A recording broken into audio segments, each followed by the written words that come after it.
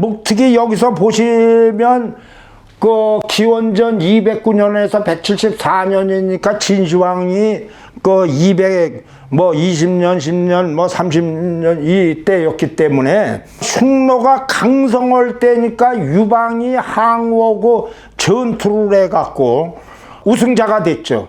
그랬는데 유방하고 항우도 이 흉노가 거대화되는 걸 이제 알기 때문에 이게 문제가 있다. 항우가 백등산에서 무려 몇십만 명으로, 이게 백등산입니다. 여기에 갖고 묵특을 공격을 했는데 묵특이 바보입니까? 그 전력이 이렇게 딱 저거르니까 요리 빼고 조리 빼고 이렇게 갖고 하다가 결국 뭐냐면 유방이 몇십만 명에서 동상으로 그냥 전력이 엉망진창이 돼 갖고 포위가 됐어요. 일주일간. 이거 아주 전멸을 할 때입니다. 이게 백등산이 아주 유명한, 아주 봐도 그 징그럽게 생긴 이제 그 산인데, 그때에 이 유방의 그 신하들이 묵특의 마누라인 알지한테 뇌물을 왕창 줍니다.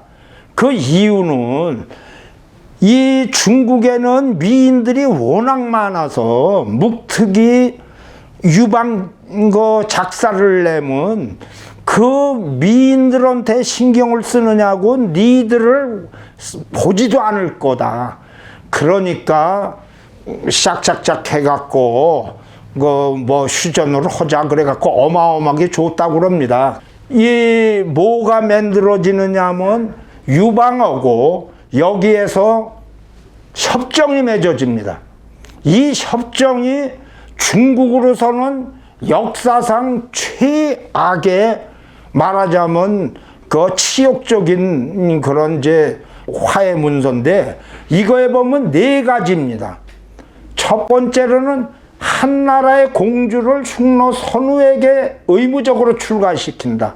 요거는 어떻게 하느냐면 문제까지 계속되었는데, 이 제2의 그러니까 후계자가 생기면 다시 보낸다, 이런 내용입니다. 두 번째로는 여기서 보시면 한이 매년 술, 비단, 곡물을 포함한 일정량의 조공을 바친다. 그러는데 이것이 이제 계속 늘어나죠. 왜냐하면 흉노가 세지고 인원도 많으니까 늘어나고. 그 다음에 세 번째가 대신 한과 흉노가 형제 매약을 맺는데, 동등한 지위를 하지만 야 그래도 한나라가 인원도 많고 이러니까 내가 형올게. 그리고 흉노가 네가 동생이라 그러면 다 봐준다. 그런 내용입니다. 그 다음에 네 번째가 그 진시황제하고도 관련되고 뭐 여러 가지 저걸 해서 한나라에서도 이 만리장성을 쌓는데, 만리장성을 경계로 양국이 서로 상대의 영토를 침범하지 않는다. 이래 갖고 우리는 우리대로 살고, 그리고 만리장성 밖으로는 네 흉노들이 마음껏 국 끓여 먹고 그러되 서로들 관련하지 말아라. 이래 갖고 그게 유명한 중국의 4대 미녀인 왕소군이 그 가게 되는 요인입니다. 이렇게 되니까 중국이 동생인 흉노한테 완전히 이건 깨갱하는 거를 되는데, 그러니까 이제 휴전이 된 거예요. 휴전이 돼갖고 계속하는데, 이때에 기원전 100년 한 7, 80년 동안은 전쟁이 없었습니다. 근데 중국이라는 나라가 보통이 아니죠. 왜냐면 인원이 많고. 이러다가 보니까 글쎄 그 한무제가 생기는데, 한무제가 중국과 전력 및 재정이 튼튼해 갖고 워낙 돈들이 많으니까 뭘 좀 커지 않으면 내부에서 문제가 돼서 이제 그때 항상 외부로 전쟁도 하고 그러는 건데, 이때에 가장 중요한 사건이 일어납니다. 뭐냐면 흉노가 어디 있는지를 알아야죠. 이거를. 왜냐하면 흉노는 그 큰 땅에 군진을 항상 움직이거든요. 그게 어디 있는지를 모르는데 마침 아주 극비서리가 하나가 들어옵니다. 뭐냐면 한나라 옆에는 흉노의 옆에 있는 월지라고 그랬죠. 월지를 그 묵특이고 뭐 그럴 때 자기가 인질로 가고 뭐 이런 데였기 때문에 그냥 철저히 피박살을 냈습니다. 그래갖고 얘네들이 도망간 데가 있는데 얘들이 흉노를 격파하기 위해서는 무슨 일이라도 하겠다고 그러는 거를 이제 들었어요, 무제가. 그러니까 그러면 그 월지에 사신을 보내서 우리 한나라하고 연합해서 흉노를 두들기자 이런 겁니다. 그래갖고 보낸 사람이 장건입니다. 그 장건을 보냈는데 이게 그때의 장건이 혼자 갑니까? 그때 뭐 100명 정도든지 사신을 가니까 잡히지 않을 수가 없어요. 그러니까 그 흉노한테 잡혔더니 흉노가 뭐냐면 부하들이 뭐라고 그랬냐면 장건이 하는 거 갖고 외국으로 해갖고 사신 협정 맞으려 한다고 그러면 완전히 우리한테 칼들어 댈 놈이다. 그러니까 반드시 죽여야 된다. 이제 이렇게 얘기를 했더니 이때의 군신 선우입니다. 선우가 뭐라고 그러느냐면 야 그래도 우리가 따지고 보면 형이다. 그 중국이 우리한테 조공을 하는데 그 사신들 그 죽여서 되겠냐. 그래도 형이 큰 거 뽀대를 보여줘야 된다. 이제 이래갖고 장군을 살려줍니다. 그래갖고 살려주는데 10년간 정도 있다가 하여튼 눈치 살살 봐갖고 탈출을 해요.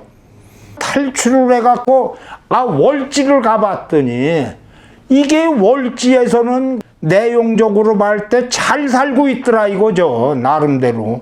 그러니까 이제는 그 괜히 흉노 그 강성원 돼갖고 전투해갖고 우리가 피박살 날 거 없다. 그 협정이 무산이 됩니다. 그러니까 장건이 뭐 할 일이 없이 그냥 맹탕으로 오는데 또 잡혀요. 그러니까 잡히지 않을 수가 없는 거죠. 잡히는데 이 중에서 터줏길이 후계자 이것 때문에 싸움이 있자 그때를 탈출을 해서 그 한무제한테로 갑니다. 이것이 기원전 126년인데 여기가 보시면 그 양관이라는 데가 마지막 저기입니다. 만리장성에 따지고 보면 옥문관 여기서 마지막 장소에 이제 장건이 있었다가 온 거죠. 이러다가 보니까 이게 얼마나 중요한 얘기냐면 이때 장건이 사실은 살려준 거가 흉노가 피박살 나는 요인입니다. 그러니까 이 양반이 장건이 10년 동안이고 10몇 년 동안 살아있을 동안에 그 흉노의 거점들을 알거든요. 그러니까 무제가 곧바로 장건을 갖다가 향도로 만들어 갖고 이 인원도 많으니까 이제 흉노를 격파를 걸어서 원정에 나섭니다. 이 원정에 나서는 것이 바로 이제 뭐가 관련이 되느냐면 김일제하고 이제 한무제하고의 관련이 되는 거죠. 이래갖고 결국은 이 당시에 흉노는 이 셋으로 우리가 그 백제 신라 뭐 이렇게 예전서부터 보면 삼정승으로 돼 있죠. 우리 조선도 삼정승입니다. 요거는 북방민족의 기본 운영체계입니다. 이 흉노는 어떻게 했느냐면 그 선우가 있고 좌연왕, 우연왕 이렇게 갖고 삼정승입니다. 근데 좌연왕이 기본적으로 황태자입니다. 이때의 좌연왕이 휴저왕인데 이 아들이 김일제입니다. 이때의 그 한무제가 장건의 향도로 해갖고 흉노를 말하자면 완전히 격파를 합니다. 왜냐면 진영을 다 아니까 격파를 하는데 이때에 이제 요런 문제가 저기 생겼어요. 우연왕하고 좌연왕하고 이렇게 이제 진영에서 선우가 있는데 한무제한테 그냥 시시건건 깨지거든. 그러니까 이 선우가 화가 나니까 둘을 소환을 했어요. 그런데 이 흉노에서 소환하는 거는 죽이는 거나 되는 뜻이거든. 그러니까 이제 우연왕이 좌연왕한테 이거 우리 죽이려고 오는데 야 그냥 갈 수는 없잖냐. 그러니까 우리가 막 그래도 죽어도 깨그노자 이렇게 했어요. 그래갖고 오히려 이 선우 진영을 우리가 급습하자 이렇게 했습니다. 그랬더니 우연왕이 그랬는데 좌연왕이 처음에 뭐 고개를 끄덕끄덕거리다가 민기작 하니까 우연왕이 좌연왕을 죽입니다. 이때에 유명한 중국의 곽도병이 좌연왕 진영을 급습을 해갖고 그때의 좌연왕의 황태자인 김일제하고 마누라를 체포를 합니다. 그래갖고 끌고 이제 가는 거예요. 그래서 어떻게 오느냐 하면 흉노의 좌연왕의 황태자를 마감을 시켰어요. 말구이를 시켰다고요. 그러니까 말이 한번 많이 타고 오니까 말구이를 시키니까 참 인생이 더러운 거죠. 그런데 김일제의 키가 거의 2m나 됐다고 합니다. 아주 큰 사람이라고 그래요. 그 가갖고 딱 해서 마감을 이렇게 시켰는데 여기에서 아주 기가 막힌 이제 얘기가 나오는데 마감을 시켜고 해갖고 말구이를 이제 시키고 하는데 덩치도 크고 그러니까 김일제를 무제가 경비원을 시켰어요. 거기를. 경비원을 시키는데 어떻게 하다가 어느 녀석이 무제를 살인하려고 그러니까 암살하려고 들어오는 거를 무제가 김일제가 적발을 해갖고 한무제를 살려줍니다. 그랬더니 한무제가 야 이거 진짜 물건이네. 그 날짜로 말구이에서 흉노니까 뭐 전투 뭐 이런 게 다 있는 사람이 흉노니까 그 날짜로 뭐를 시키냐면 비서실장을 시켜요.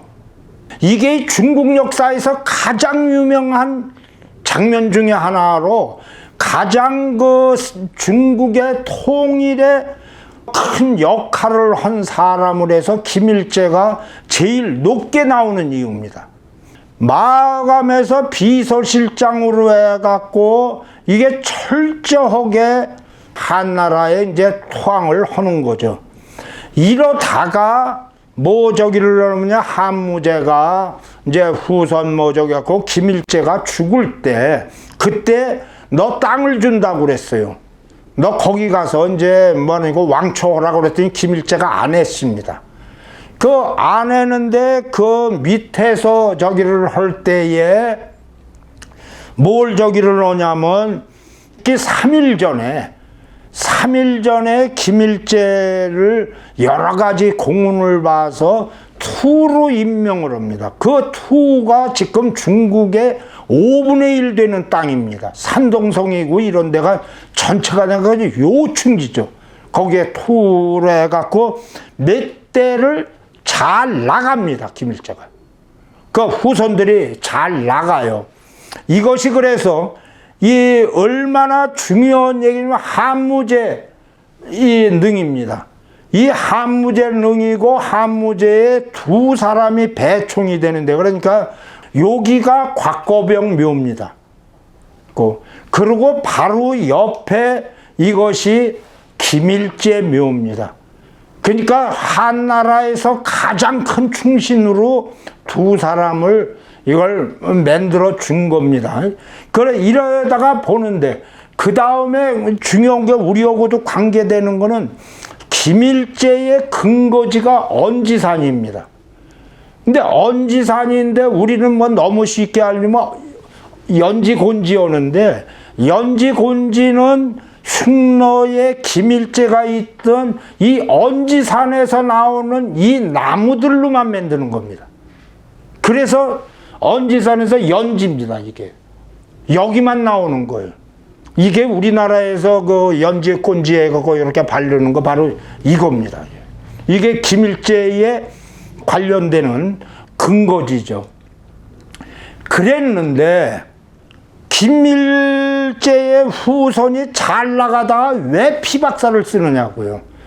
그 이유는 아주 간단한 게 이때의 김일제의 후손들이 잘 나가는데 왕망이 나오는데 김일제 저기 할 때 왕망이 신나래 김당의 어머니 남이 왕방의 어머니인데 또는 효원왕의 원제는 왕망의 고모라고요.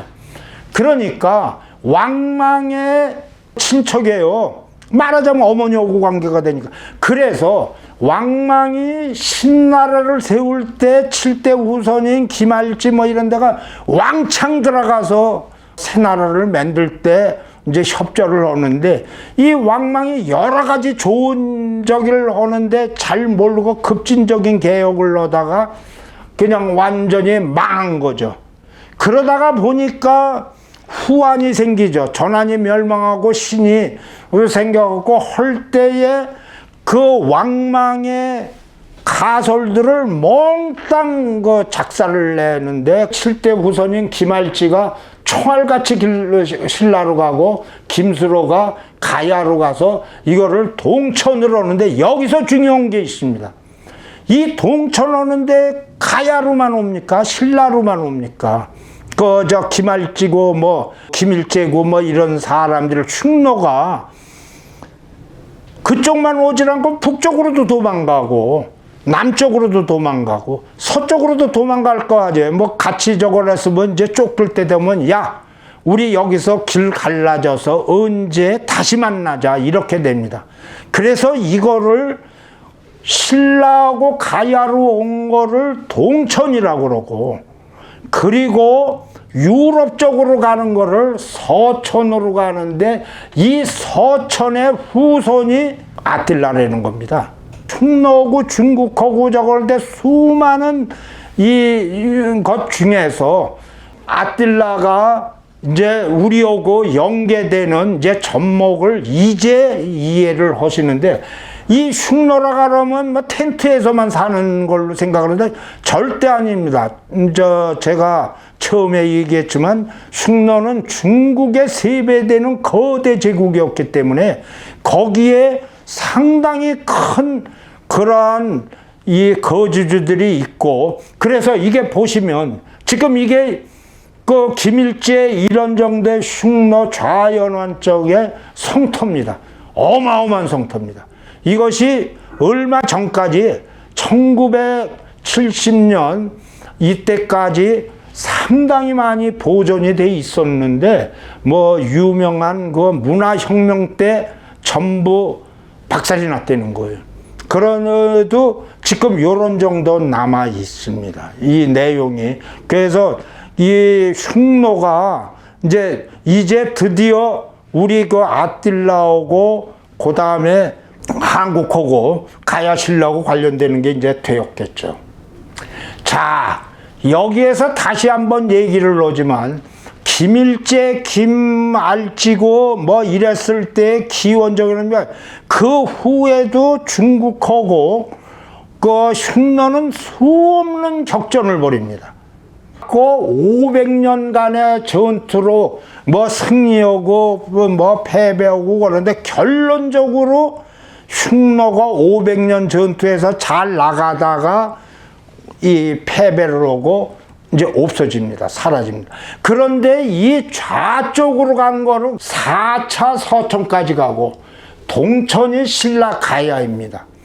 그런데 이 4차 서천 그러니까 어마어마한 인원들이 간다고 보시면 됩니다. 이게 제국에서 도망가도 한 명이 도망갑니까? 이렇게 해갖고 간 것이 훈적으로 375년 유럽에 등장하는데 이것이 게르만 민족 대이동의 단초입니다.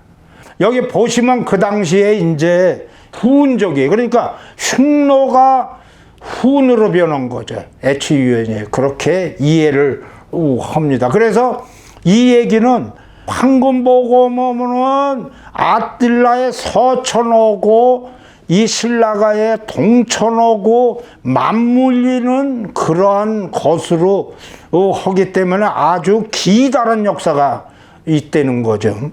아틸라로 들어가겠습니다. 아틸라의 이제 기본적이었는데 여기에 보면 395년입니다. 광개토대왕이 375년에 태어나셨고 그 20년 후에 아틸라가 태어났는데 이 아틸라를 세계 3대 정복자라고 하는 이유가 뭐냐. 세계 3대 정복자라면 세 사람을 꼽죠. 첫 번째는 칭기스칸 너무나 잘 압니다. 그 다음에 알렉산더 대왕이고요. 그 다음에 아틸라인데 395년서부터 453년입니다. 여기에서 칭기스칸하고 알렉산더하고 아틸라는 성격이 좀 다릅니다. 어떤 의미에서는 칭기스칸이 흉노에 마찬가지 몽골이나 같은 적이었는데 일반적으로 알려지기는 칭기스칸은 문맹자로 알고 있습니다. 그런데 아틸라하고 알렉산더는 매우 높은 교육을 받은 사람입니다. 그런데 지금까지 아시아에서 가장 섭섭하게 생각하는 거는 유럽에 진입을 못했다는 거예요. 그 이유는 칭기스칸이 사실은 진입을 했습니다. 폴란드까지.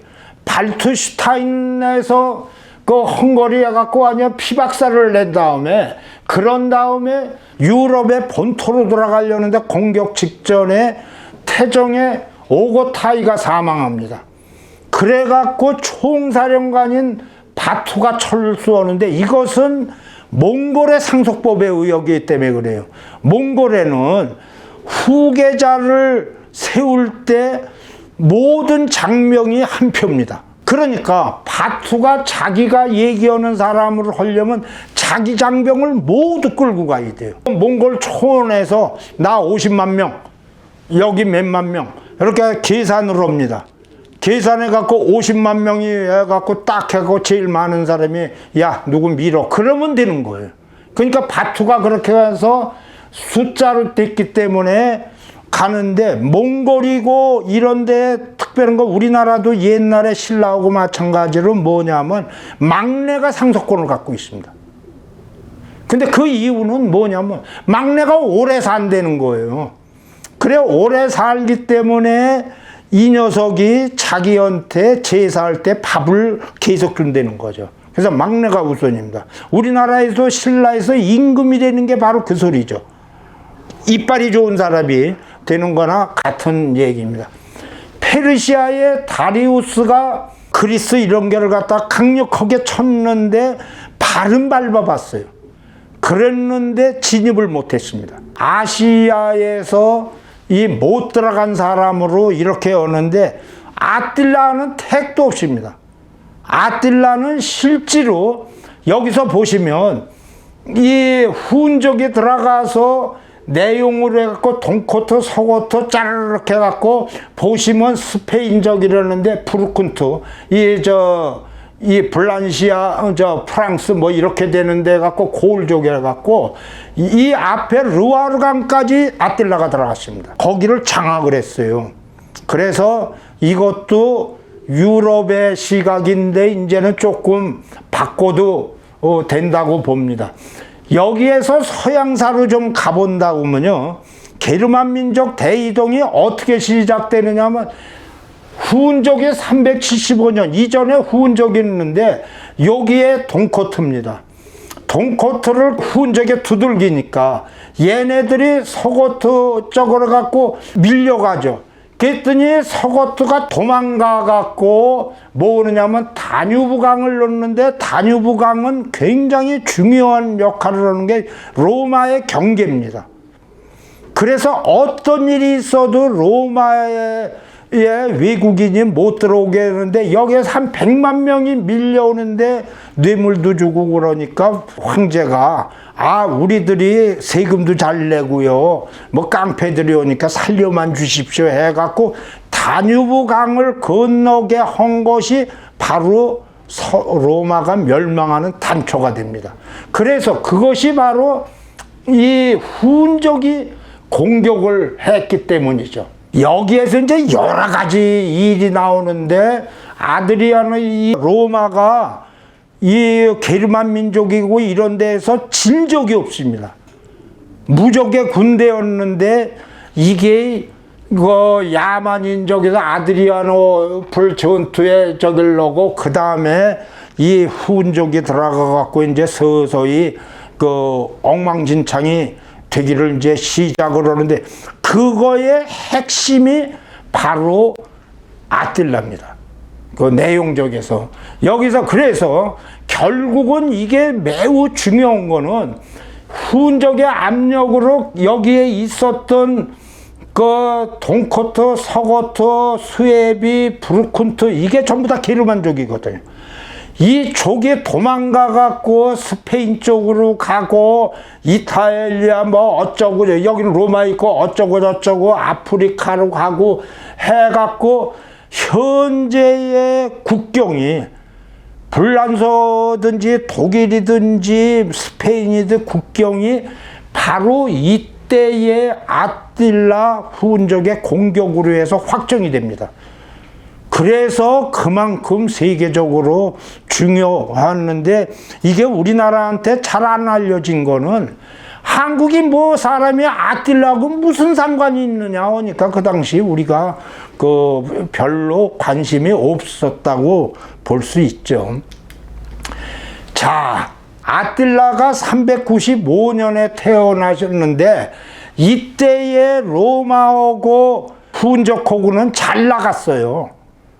그 잘 나간 이유는 아주 간단합니다. 뭐냐면, 여기서 보시는 바와 마찬가지로 동코트하고 서고트가 이쪽으로 로마 쪽으로 들어오니까, 말하자면 서고트하고는 이렇게 붙어 있으니까 로마가 이 얘네들을 아틸라로 통해서, 후운족을 통해서 가운데 있는 거를 갖고 그냥 양쪽에서 협공을 하게 이렇게 만든 거예요. 로마에서 후운족의 아틸라고 이런 데는 동맹관계를 해서 호의적이었죠. 왜냐하면 접경으로는 게르만족을 두들길 수 있는 실력을 갖고 있기 때문에.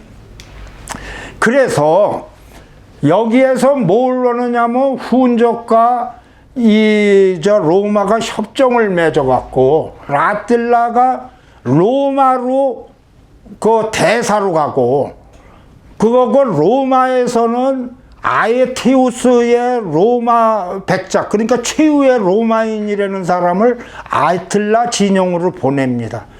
그러니까 이 아틸라는 로마에서 10년을 살았기 때문에 로마의 최고급의 교육을 받고 내용을 아주 잘 알아요. 딴 사람하고 달리. 아에티우스는 후운족에 대해서 아주 잘합니다. 잘 알기 때문에 나중에 대결을 하게 되는데, 이때의 434년에 삼촌이 사망을 합니다. 그러니까 삼촌이 죽으니까 아틸라의 형인 블레다하고 공동 통치를 하는데, 예전에는 항상 두 사람이 왕을 합니다. 거의. 이집트도 그러고 로마도 그러고 거의. 그래서 한 사람이 왕초가 죽으면 저게 없도록 이렇게 이제 해갖고, 블레다하고 아틸라하고 공동 통치를 하는데, 학자들은 아틸라보다 이 블레다가 이 형인데다가 아주 정통 후운족이랍니다. 그러니까 콸콸하고 전투하고, 아니면 가서 작살내고. 그런데 아틸라는 로마에서 로마의 물을 먹고 로마의 정치를 아니까 힘만 갖고 아니라 협상도 중요하다는 거를 갖고 있는 사람이에요.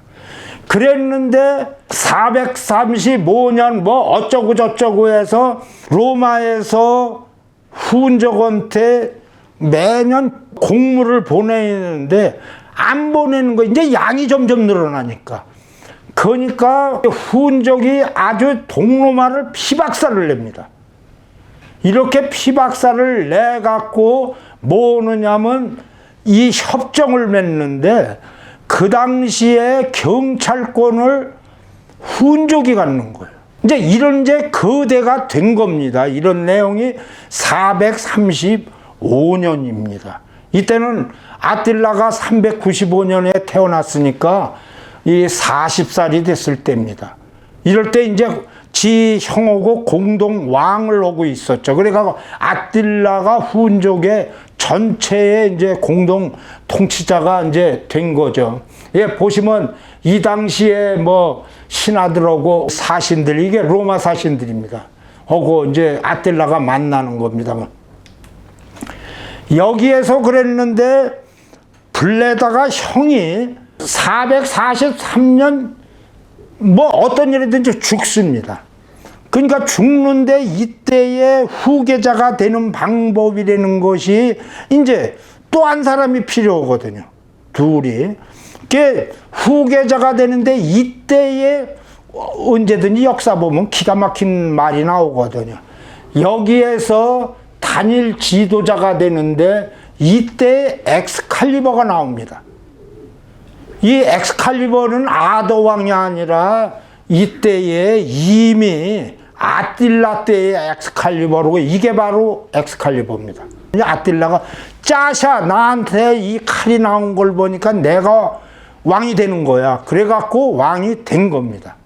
그래서 이 엑스칼리버는 얼마나 유명한 적이냐면 지금 헝가리 사람들이 아틸라의 그 후손이라고 그래갖고 그 다음서부터 전쟁이 일어날 때는 항상 이 엑스칼리버를 쪽을 향해서 아틸라 세 번 오면 이긴답니다. 지금도 이 큰 문제가 있을 때는 헝가리가 발칸이 그렇게 딴 나라하고 뭐 저기를 할 때 외침이 많아도 없어지지 않는 게 바로 이 칼 역할입니다. 이게 아틸라 칼입니다. 물론 이게 뭐 원본이겠어요. 그러지만 하여튼 요것이 이때 정통을 이제 받아갖고 단독 왕이 된 겁니다. 돼갖고 남발칸, 그러니까 북발트해안, 이게 러시아죠. 우랄 산맥, 서프랑스 해갖고 45여 종족을 지배를 한 겁니다. 그러니까 얼마나 큰 제국이 된 거예요. 그러니까 이게 3대 제국이라는 것이 이제 이해가 갈 겁니다. 그래서 여기에서 보면 어마어마한데 아틸라 일생으로 해갖고 뭐 이 얘기를 가죠.